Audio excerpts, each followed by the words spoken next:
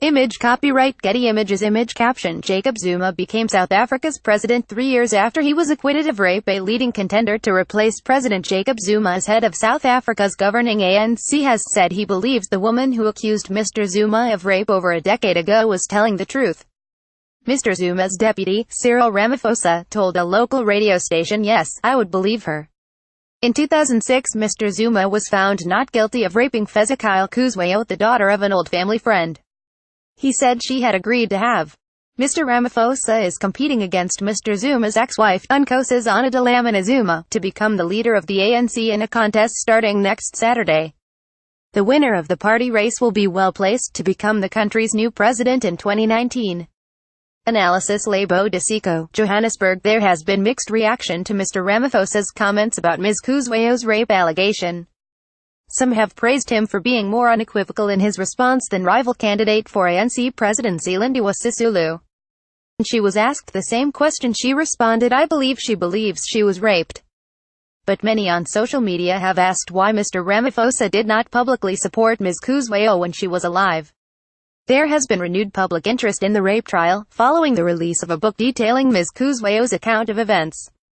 In particular, there has been public anger over her alleged treatment by members of the ruling ANC at the time.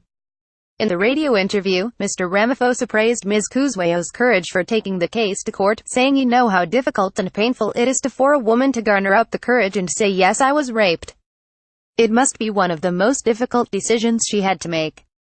Ms. Kuzwayo, who was 32 years younger than Mr. Zuma, fled abroad and later died after a long illness, but the BBC's Andrew Harding in Johannesburg says controversy surrounding the case has lingered.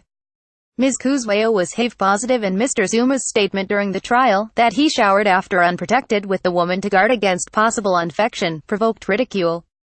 When he acquitted Mr. Zuma, the judge concluded the complainant was inclined to accuse men of raping her or attempting to rape her. The president's office has issued a statement saying the court acquitted the president of the rape charges.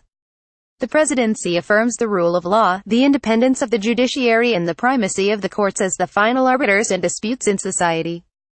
The race for the ANC. Cyril Ramaphosa, detained for 2 years for anti-apartheid activities, launched Mine Workers Union in 1982, headed committee that prepared for Nelson Mandela's release from prison, left politics to become one of South Africa's richest businessmen on Lonmin board during 2012. Marikana massacre, became South Africa's deputy president in 2014.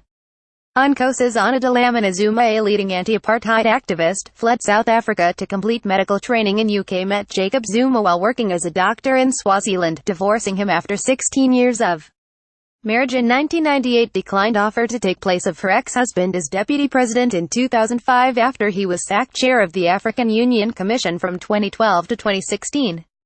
Dlamini Zuma bids to be South Africa's first woman leader.